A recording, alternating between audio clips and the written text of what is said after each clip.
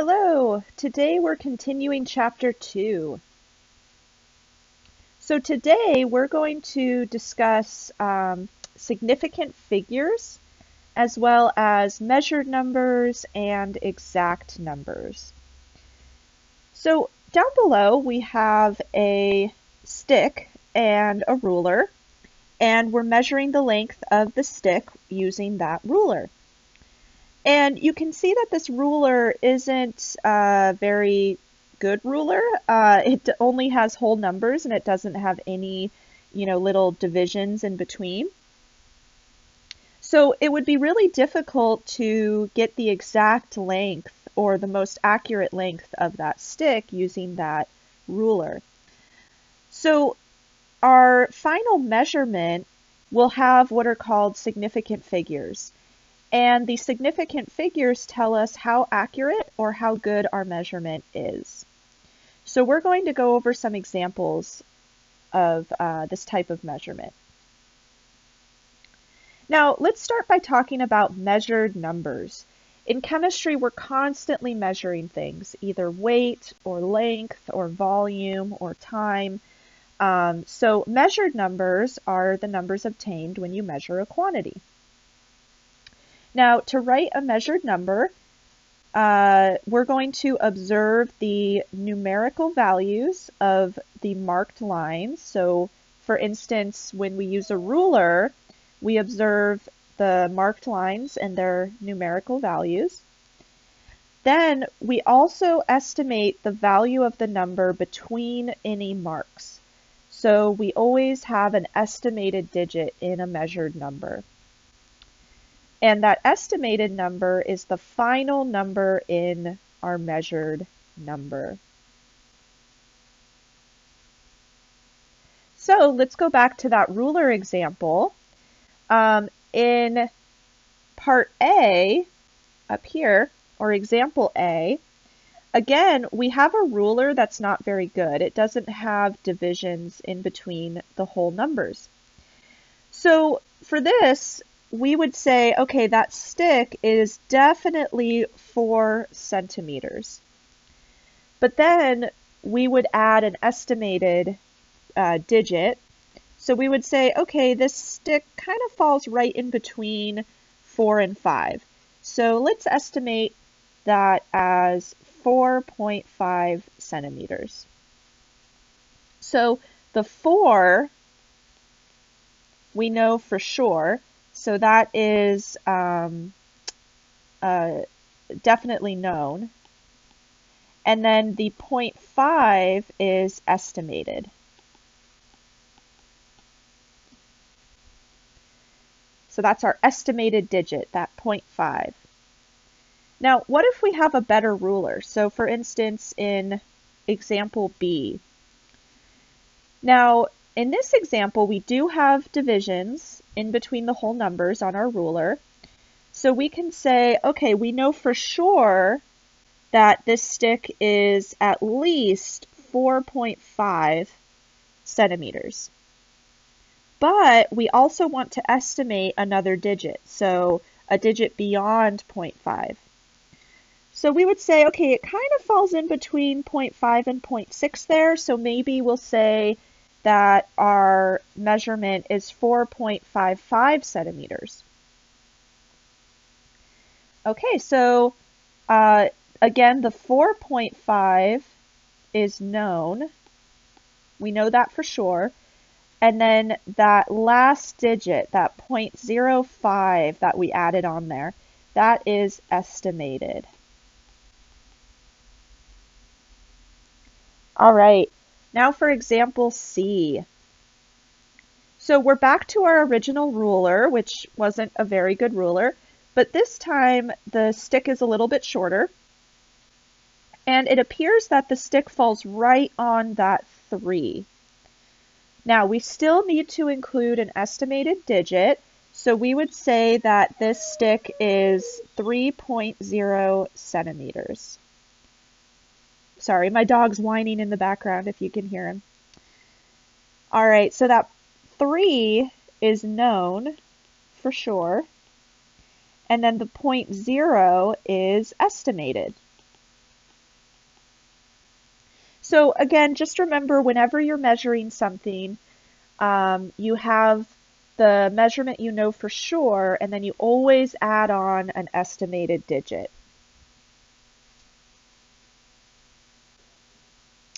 Now to significant figures.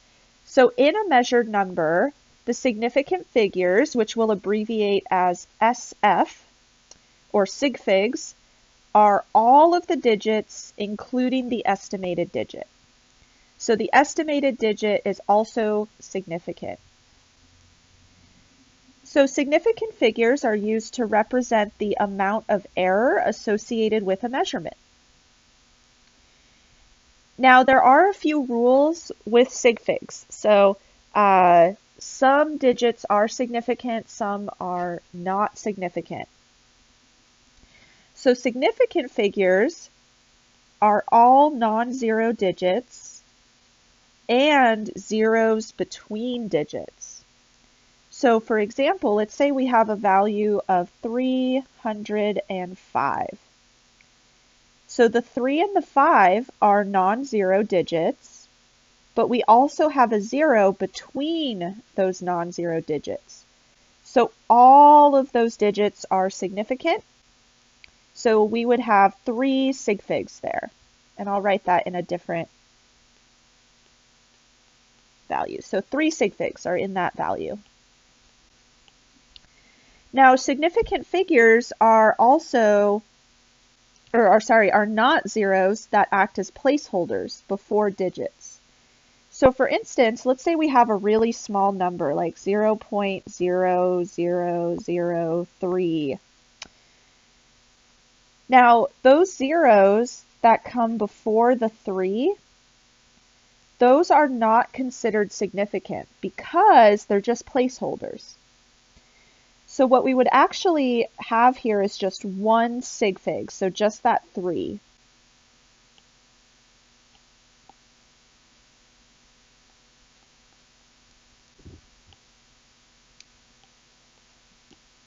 Now, another way to write this value is in scientific notation. So we could write this as 3 times 10 to the negative, let's see, 1, 2, 3, 4. And if we write this value in scientific notation, we're showing that we only have one sig fig, so just the 3.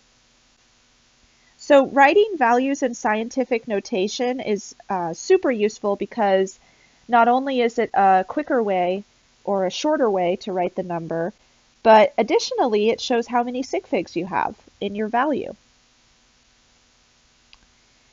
And then significant figures are zeros at the end of a decimal number. So as an example, let's say we have a value of 3.0, like on the last slide. So that 0 is considered significant because it comes after a non-zero digit and it comes after a decimal point. So that is significant. So in that value, we actually have 2 sig figs. All right. Now your textbook has a really handy table that kind of goes through the different rules for identifying significant figures. So rule number 1, a number is a significant figure if it is not a 0. So for instance, we have the example of 122.35 meters, and all of those values are non-zero digits. So the total number of sig figs for that value is 5. And then earlier we also said a number is a significant figure if it is a 0 between non-zero digits. So as an example, 5.008 kilograms has 4 significant figures because those 2 zeros in the middle are in between non-zero digits, so they count. So we've got 4 sig figs there. We also said a number is a significant figure if it is a zero at the end of a decimal number. So as an example, if we have 16.00, those two zeros come after a non-zero digit and a decimal, so they are significant. So we would have 4 sig figs there. Now, you'll also notice this example of 50 liters. So there's just a little decimal there after the zero. That decimal tells us that the zero after the 5 is significant. So that's another example of when a zero is significant. So we would have 2 sig figs there.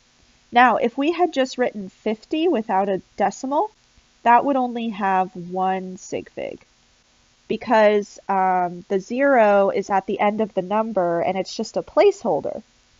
But once we add that decimal, it makes it significant, which is kind of a tricky rule. It's hard to keep track sometimes.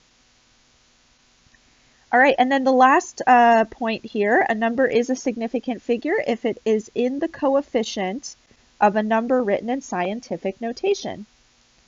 So scientific notation, again, is super useful because all you have to do is look at the coefficient, and that will tell you how many sig figs you have.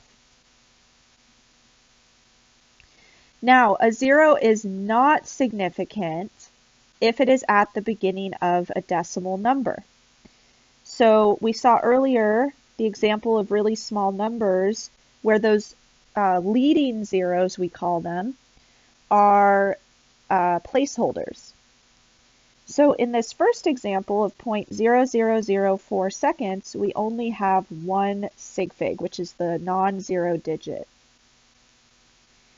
And then in the second example, we have 2 sig figs, which is just those two non-zero digits, the 7 and the 5.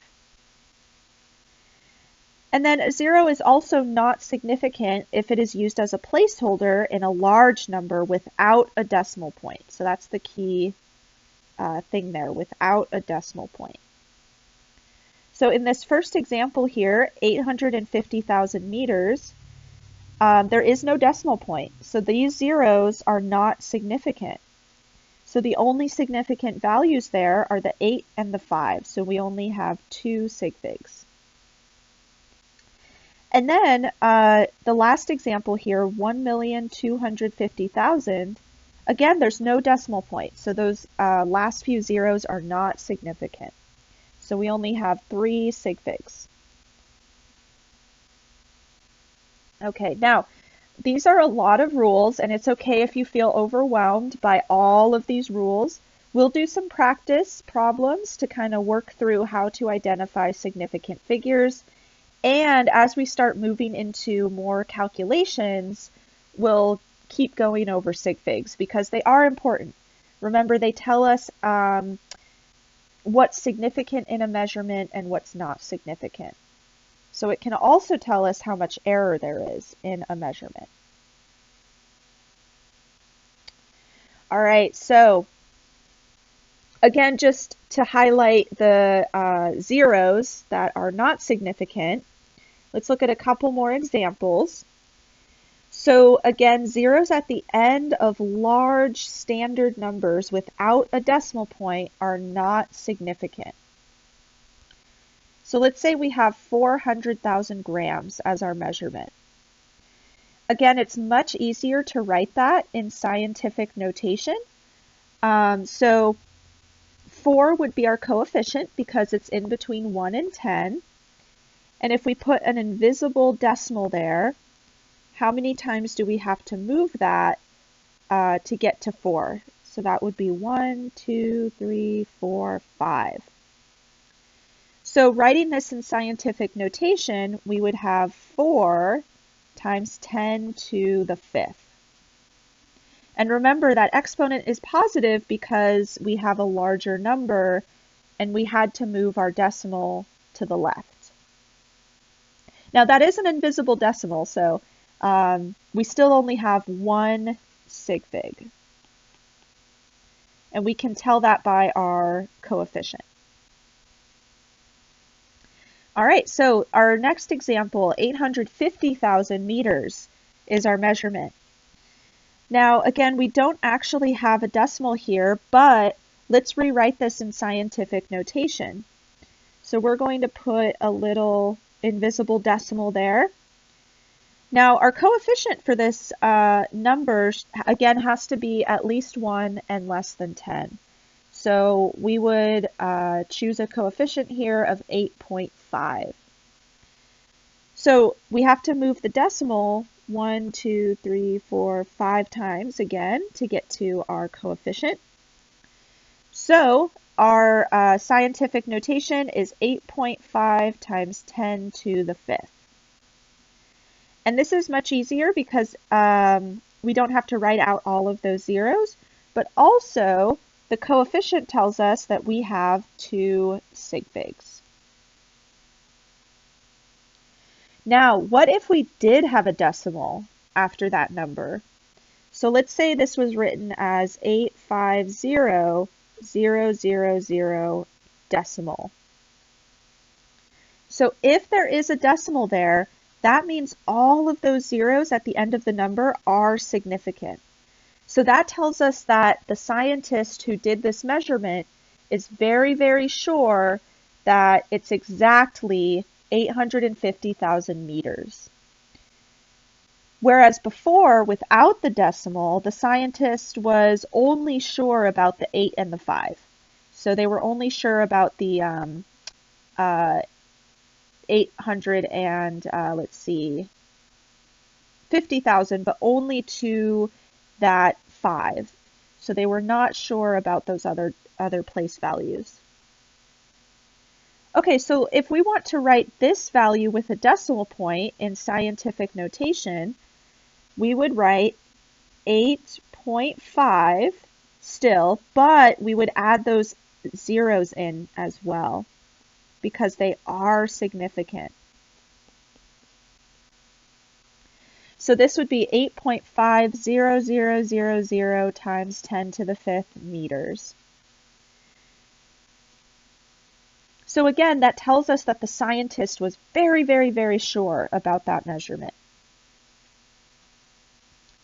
All right, so now on to our other rule here. Again, zeros at the beginning of a decimal number are used as placeholders and are not significant. So if we have a small number, like 0.0004, it's easier to write that in scientific notation. So our coefficient would be 4 because that's in between 1 and 10. And how many times do we have to move the decimal to get to that coefficient? So we have to move it 1, 2, 3, 4 times. Now, because this is a smaller number and we had to move the decimal to the right, our scientific notation would be 4 times 10 to the negative 4. So remember, the exponent for the power of 10 is negative for smaller numbers. Now, just looking at the standard notation, we can see there's only one non-zero digit, 4, so we have 1 sig fig. And our scientific notation shows that as well. Now let's look at an even smaller number, so 0.0000046 grams. So our coefficient would be 4.6 because that's in between 1 and 10. And we have to move the decimal 1, 2, 3, 4, 5, 6 times to get there. So this would be 4.6 times 10 to the negative 6. And there's only 2 sig figs there. So again, those zeros that are in front of the non-zero digit are not significant. They're just placeholders. So let's do a learning check. Let's identify the significant and non-significant zeros in each of the following numbers and then write them in the correct scientific notation. So if you want to pause the video and try this on your own first, feel free. And then when you unpause the video, we'll go over these together. Okay, so let's start with A. we have 0.002650 meters. All right, so which zeros are significant?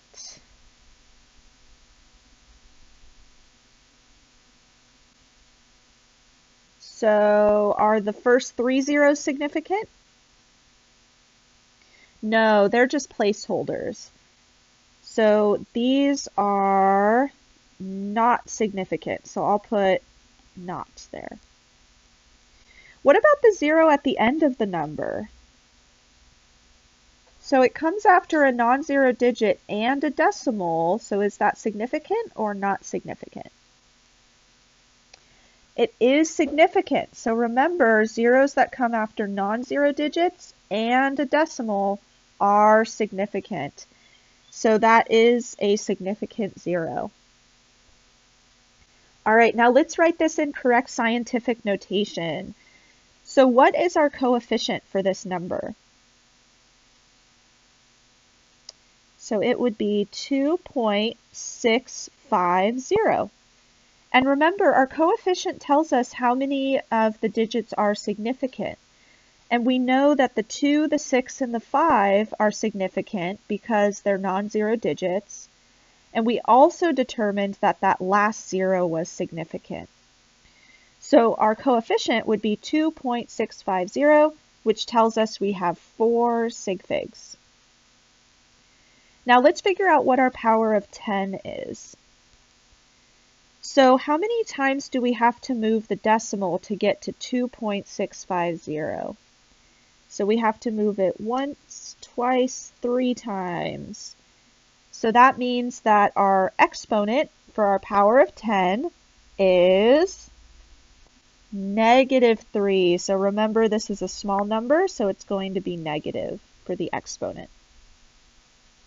And we'll add our unit there too. Units are important. They tell us what we're measuring. Okay, now for B, let me use a different color for this one. So we have 43.026 grams. So in this number, we only have the 1 0 there. Is that significant or non-significant? It's significant because it's in between 2 non-zero digits, the 3 and the 2. All right, so let's write this in scientific notation. So our coefficient again has to be between 1 and 10 or equal to 1.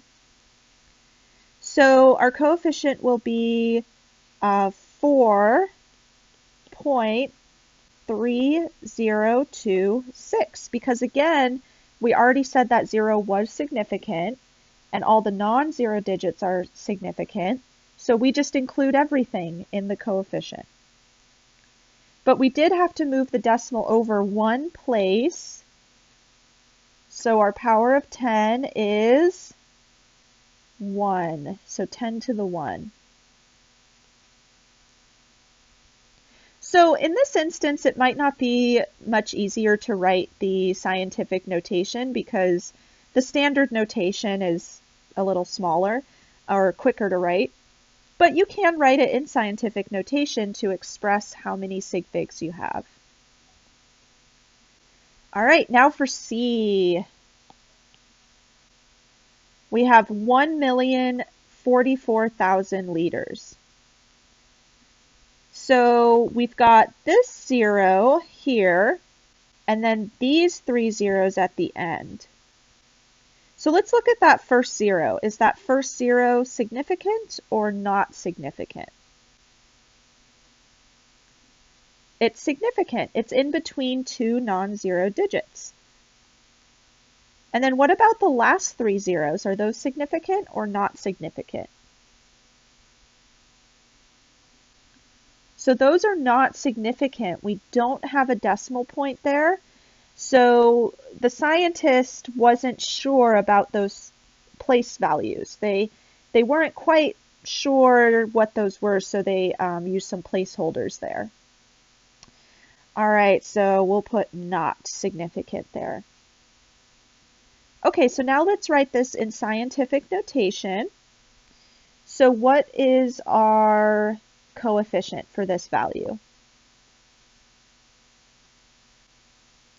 So our coefficient would be 1.044. So we're only including the significant digits in that value, or in the coefficient. And now let's figure out what our power of 10 is. So let's actually rewrite this number, and we're going to put an invisible imaginary decimal point at the very end.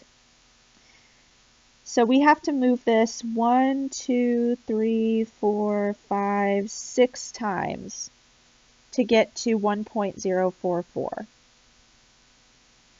Now we are still including those 3 zeros when we determine our power of 10, because we want to make sure that we're taking into account that we have a million here. Not 1,000, but a million. All right, so we had to move that 6 times to the left, so that would give us 10 to the 6th, and then our unit was liters. Okay, so hopefully that helped a little bit with identifying whether zeros are significant or non-significant, and also it gave us a little bit of practice with scientific notation. So here is the solution slide.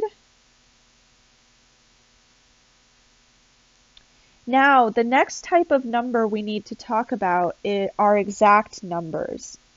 So these are different from measured numbers. So remember, measured numbers are based on, for instance, a measuring device, but also they include significant figures. Now, exact numbers are not measured and do not have sig figs, or at least they don't have a limited number of sig figs. So let's say we're doing a calculation and we have exact numbers. We would not use the exact numbers to figure out how many sig figs we have. And that will make more sense later on when we do some calculations. So exact numbers are numbers that are obtained by counting. So for instance, if you're counting how many eggs you have in your fridge, let's say you have 6, you can't have a fraction of an egg, right? So exact numbers are obtained by counting, or exact numbers are also definitions that compare to units. So for instance, there are 4 cups in 1 quart. So we would consider both of those values exact, because exactly 4 cups fits in exactly 1 quart. And then we also consider exact numbers as definitions in the same measuring system. So for instance, if we're comparing a metric unit to another metric unit, then those would be exact numbers. So for instance, there are 1,000 grams in 1 kilogram. So that would be exact. There are exactly 1,000 grams in exactly 1 kilogram.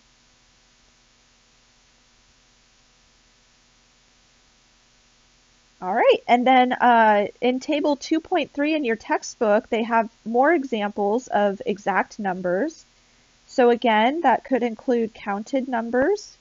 So maybe you're counting the number of donuts you've had, or the number of baseballs, or maybe the number of capsules of medicine. And then it's also, exact numbers are also defined equalities. So maybe you're comparing 2 metric units, like milliliters and liters, or two US units, like inches and feet.